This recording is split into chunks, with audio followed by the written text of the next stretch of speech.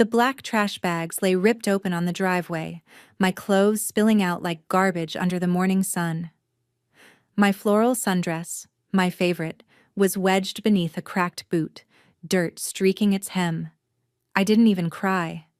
"Take a good look," my older sister Megan said from the porch, arms crossed, grinning like it was her birthday. "That's the last dress you'll ever wear in this house." I knelt silently, gathering my clothes while the neighbors watched. Across the street, Mrs. Calloway watered her roses like nothing was happening. But she saw. They all did. Dad stood behind Megan, his voice booming across the yard like a verdict. "You'll never amount to anything, Brielle," he snapped, loud enough for everyone to hear. "No man wants a failure who can't follow simple rules. You think you're too good for this family? You're nothing without us." Before we begin, drop a comment and tell us where are you from and from which city you're watching our videos. And after watching the whole video, don't forget to tell us, what would you do in this situation? Be honest. Tell me in the comments below. We read every comment. Let's begin. My hands trembled. I kept picking up the clothes. Denim, cotton, lace, all mixed with damp grass and crushed leaves. "You're lucky we even let you stay this long," my mother chimed in, stepping out in her robe and slippers. "You had a roof, food, and our patience. You ruined it." I turned, clutching the torn bag, standing barefoot on the hot pavement. My face flushed, not from shame, but from a sudden fierce resolve swelling in my chest. "You said no man would marry me," I replied softly. Dad smirked. "Unless he's blind, drunk, or both." My jaw tightened. "Then maybe you should come outside around 2:15 this afternoon." Megan laughed. "What is it this time? Another fake boyfriend? Please, we've heard that before." "Nope," I said, tossing the bag into my old Toyota's trunk. "But just make sure the lawn's clear." They laughed harder, like it was some skit written for their amusement.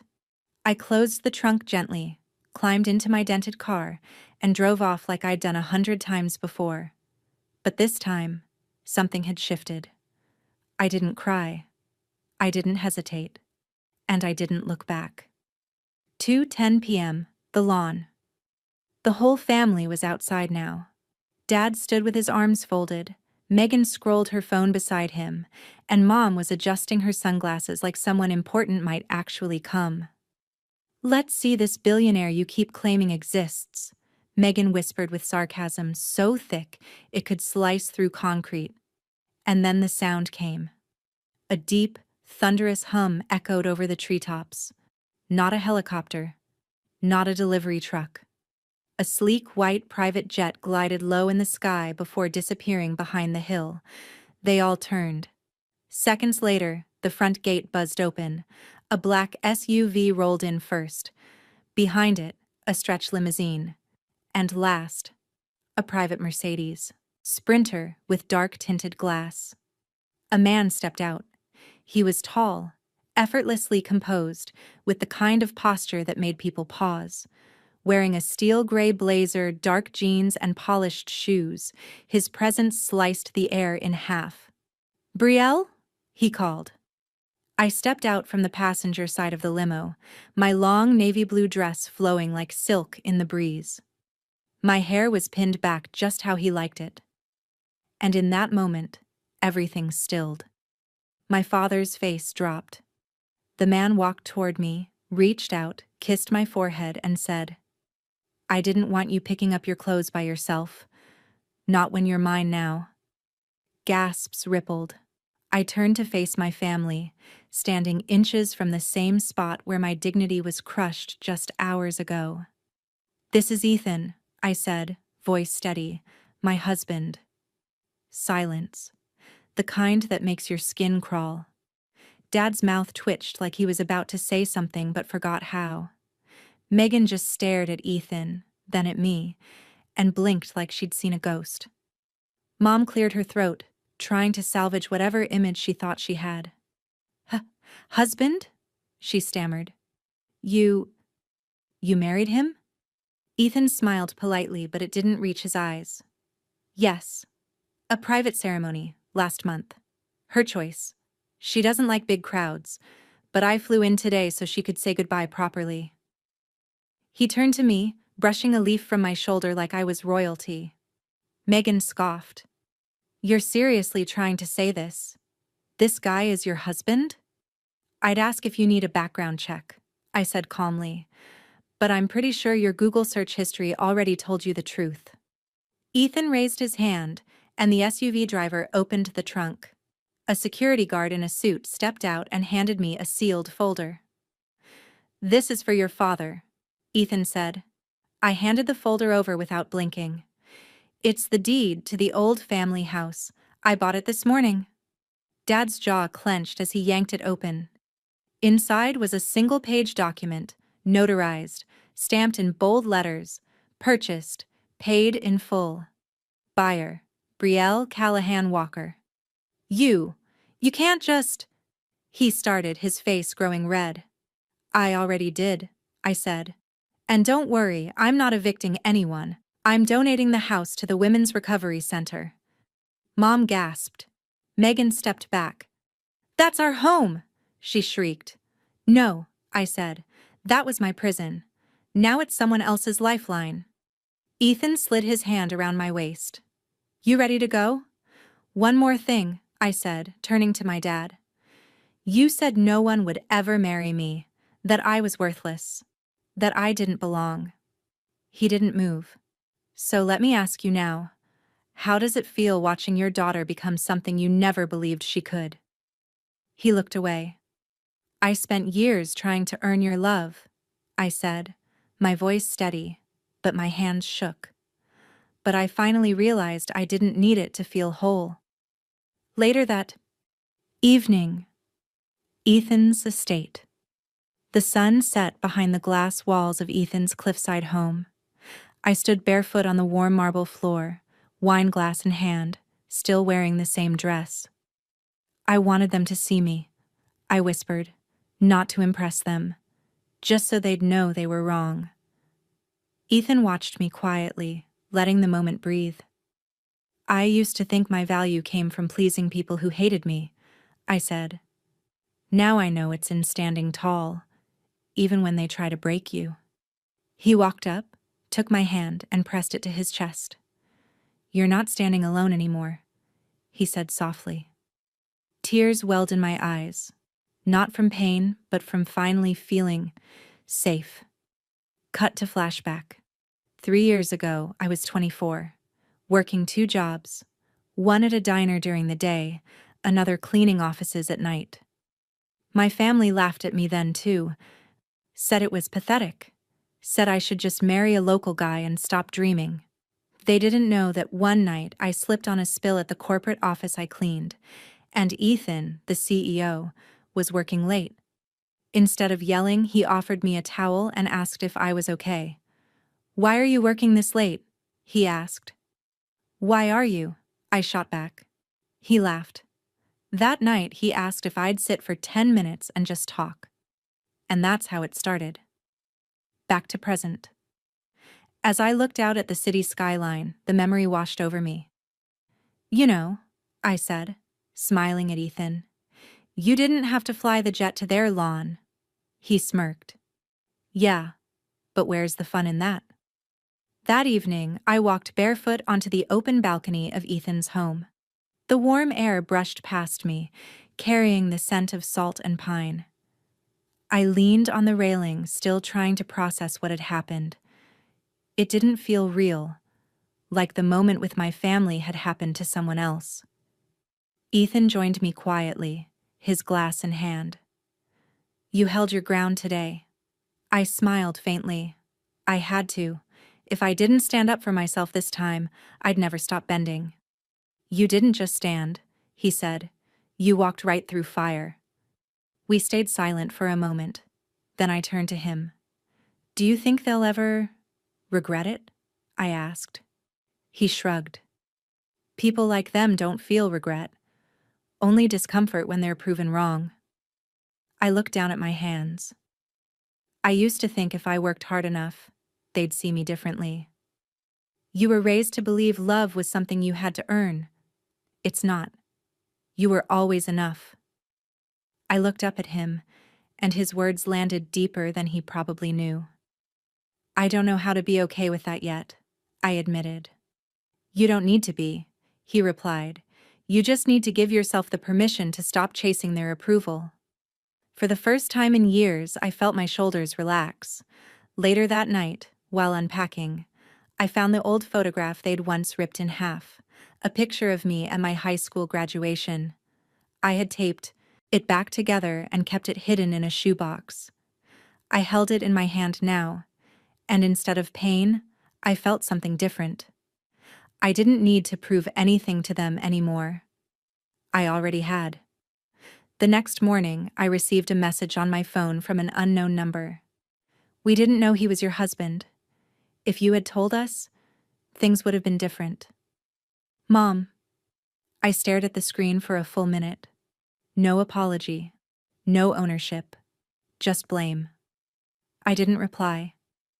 Instead, I walked into the kitchen, poured myself some coffee, and kissed Ethan's cheek. You all right? He asked. More than all right, I said. I'm finally done hoping they'll change. Good, he said. Because your new life just started. He handed me a small velvet box. Inside was a simple bracelet, engraved with one word. Enough. A week passed. Ethan had a conference in Chicago, and I tagged along. Not as his +1, but as a partner. He introduced me to people as my wife, Brielle Walker. Not once did anyone question if I was worthy of standing beside him. They just saw me for who I was. One evening, we attended a formal dinner at a luxury hotel downtown. I wore a fitted emerald dress Ethan had picked for me, and as we entered the ballroom, heads turned. Not because of him, but because I walked in with my head held high. At our table sat a woman named Linda Harrow, head of a massive tech foundation. Halfway through the evening, she leaned toward me and said, Ethan says you've got grit, that you know how to survive storms. I smiled, surprised. I've weathered a few. I'm building a women's mentorship initiative, she said. We need someone who's lived it, not just studied it. Let's talk soon. That night, as we rode the elevator back up, I looked at Ethan.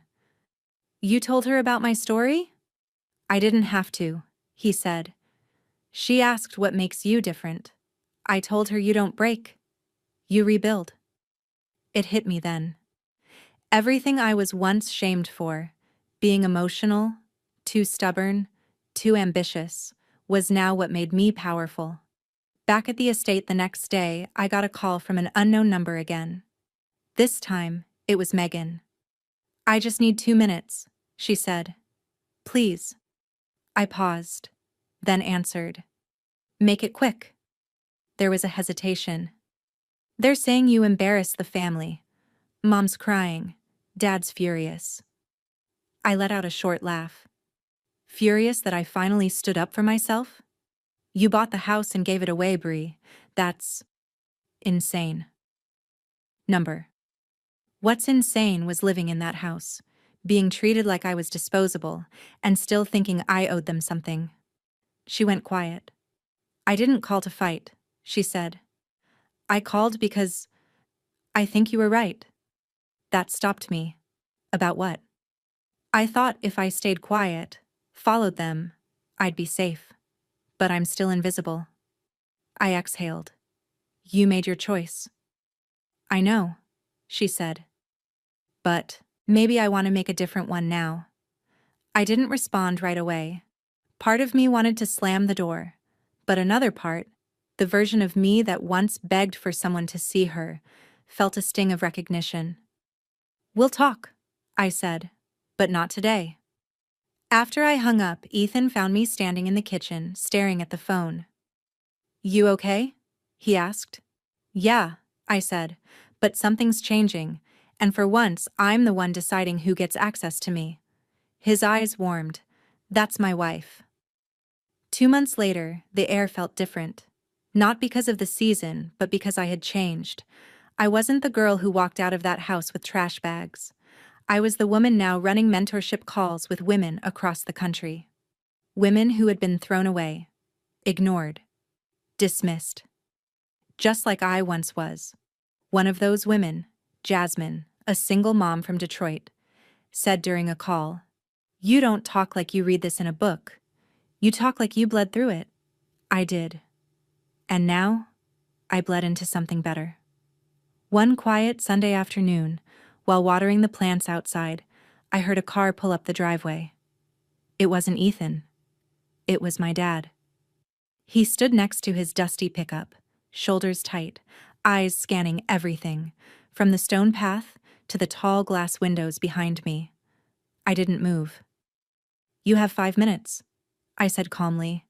He walked up, slower than I'd ever seen him walk. No booming voice, no anger in his tone. I wanted to see where you ended up," he said. I tilted my head. "You've already seen it. Remember? You were there when the jet landed." He gave a slight nod. "That day, I didn't expect it." "I know," I said. "You expected me to crawl back." There was a long pause. Then he looked at me, not through me, for the first time. "I don't know how to apologize for everything," he said, "but I know I treated you like you were small, like your voice didn't matter."